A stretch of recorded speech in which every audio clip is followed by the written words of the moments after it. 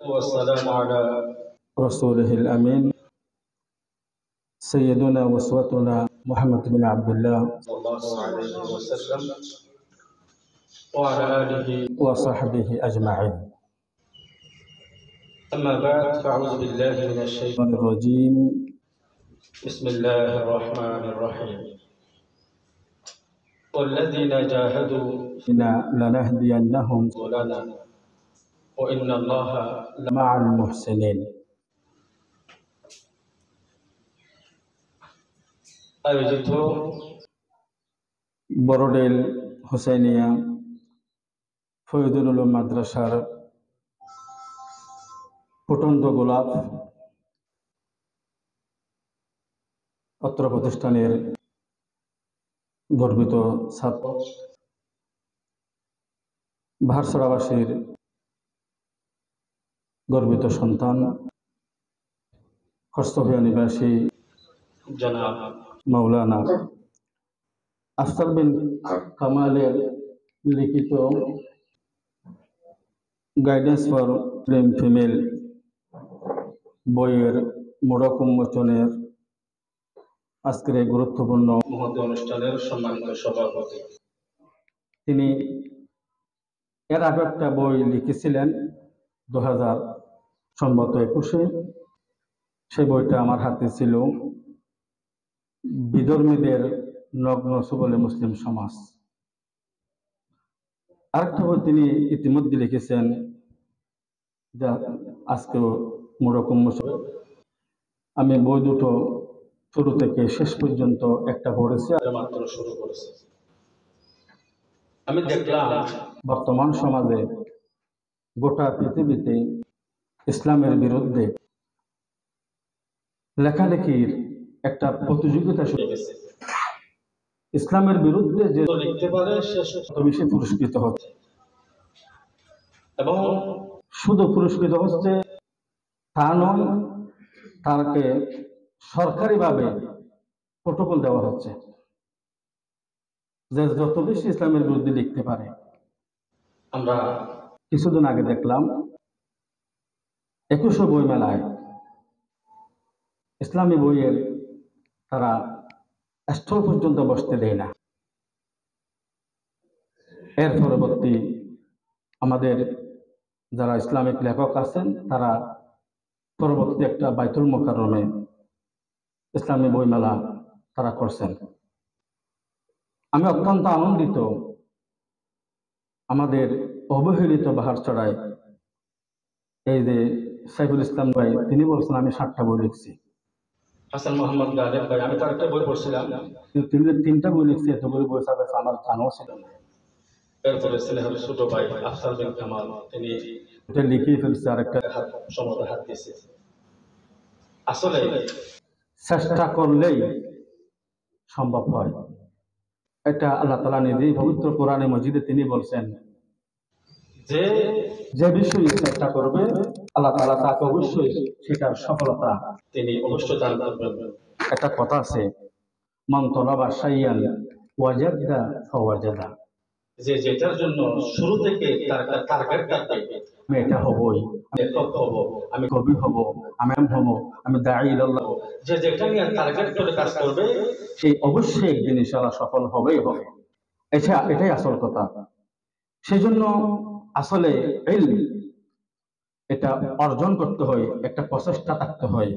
একটা কথা আছে, আল ইলমু লা ইউতিকা আতাহু হাত্তা তুতিয়াহু কুল্লাহা, এরপরে দিয়ে দাও বিলিয়ে নিজের জীবন কম মানুষই করতে পারে জয়ের মালা বরণ। সেই জন্য আমি বিজয় হব, আমাকে বিজয়ের স্বপ্ন নিয়ে আমাকে এগোতে হবে।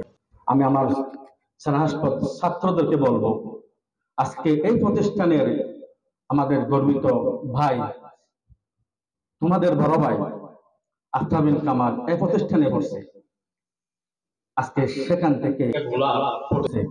এই জন্য আমরা অনেক খুশি।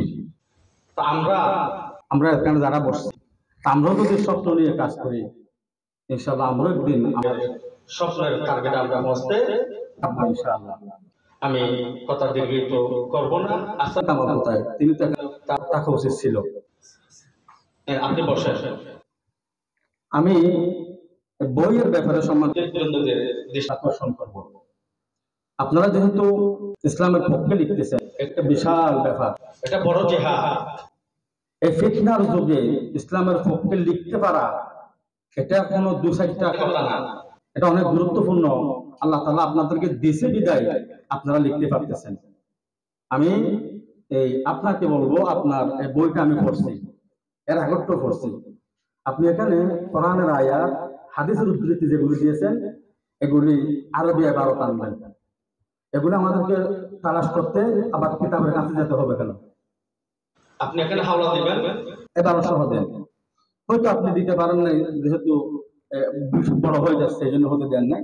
সামনে থেকে যেগুলি লিখবেন এগুলি কোরআনের আয়াত হাদিসগুলি দিবেন ইনশাআল্লাহ, মনে কিছু নেন না, এটা একটা পরামর্শ। আর সম্মানিত উলামায়ে কেরাম, আমি বলতে চাই না, এরপর আমাকে বলতে হচ্ছে, আল্লাহর ওয়াস্তে আমাদের মধ্যে একটা বিশাল রোগ কাজ করতেছে, যে রোগের কারণে আমাদের দোয়া কবুল হচ্ছে না, আমরা কোথাও সম্মান পাচ্ছি না, আমরা দিন দিন অধঃপতনের অটল তল আমরা চলে যাচ্ছি। সে কাজটা হচ্ছে ভিতরে হিংসা কাজ করতেছে। আমরা যেন এবং ঈর্ষা অহংকার গুলিকে আমরা দফন করে দেব। আমরা কারোর সাথে হিংসা করবো না। আজকে দেখেন ভাই লিখছে, আমার খুশি লাগতেছে। আমার ভাইকে কিভাবে আরো বেশি সাপোর্ট দিয়ে তাকে উৎসাহিত করা যায় সেটি আমার ভিতরে থাকতে হবে। পাশাপাশি আমার প্রতিবেশী, আমার পার্শ্ববর্তী মাদ্রাসা, পার্শ্ববর্তী প্রতিষ্ঠানে একটা ভালো রেজাল্ট তাকে উৎসাহ করে। লোক দিন দিন সে সামনের দিকে এগুচ্ছে, কিন্তু অনেকে এটা বরদাস্ত করতে পারতেছে না। সেটা আমার পরিহার করতে হবে। তাকে চাপিয়ে কিভাবে আগায় নেওয়া যায় সে চেষ্টা আমাকে করে। বারাক ওবামা একটা কথা বলেছিল, বাংলাদেশে পুরা বিশ্বের মধ্যে এতগুলি খেলা থাকতে বাংলাদেশে যেটা হাডুডু বলে এটাকে কেন জাতীয় খেলা দিল? তখন সেটা একটা কথা বের হয়েছে যে আসলে এটা হাডুডু দিছে, এটাই আসলে যথার্থ দিছে। কারণ সেই দেশে কোন একটা লোক সামনে যদি ২৮ পর্যন্ত পৌঁছতে চাইলে তাকে পৌঁছতে দিয়ে না, পিছন দিক থেকে তাকে টেনে তার গন্তব্যে পৌঁছতে দিয়ে না। সেই দেশের এটাই তাদের কি, এই জন্য দেশের খেলাটা সেটাই দিছে। আরেকটা কথা বলা হয়েছিল, একজন নাকি স্বপ্ন দেখছিল জাহান্নামের গর্তের মধ্যে অনেক জাহান্নামী জ্বলতেছে, আর ফেরেশতারা বড় বড় লাঠি নিয়ে তারা দাঁড়িয়ে রয়েছে, উঠতে চাইলে মারে। একদিক দিয়ে খালি, জিজ্ঞেস করলো এখানে খালি কেন? বলছে এখানে পুলিশের দরকার হয় না, ফেরেশতার দরকার হয় না, ওখানে বাঙালিরা এক একজন উঠতে চাইলে আর দুই পিছন দিক থেকে এমনি নামিয়ে দেয়। এই জন্য আমরা অযথা পুলিশ দিয়ে আমরা কি করি নাই, সময় নষ্ট করি নাই। এই জন্য ভাই আমাদের হিংসা, বিশেষ করে উলামায়ে কেরামকে আমি হাত জোর করে আপনাদের পায়ে ধরে বলবো, আমাদের থেকে হিংসা কি করতে হবে, বিলুপ্ত করতে হবে। আল্লাহ তাআলা যতটুকু কথা আমি বলেছি, আল্লাহ যেন আমাকে এবং আমাদের সবাইকে, বিশেষ করে আমার ছোট ভাই কামাল সহ আমাদের যেগুলো ইসলামের পক্ষে লিখতেছেন তাদের মনকে যেন আল্লাহ তাআলা আরো শক্তিশালী করে দেন, এই প্রার্থনা করে আমার আলোচনা শেষ করলাম। আসসালামু আলাইকুম ওয়া রাহমাতুল্লাহি ওয়া বারাকাতুহু।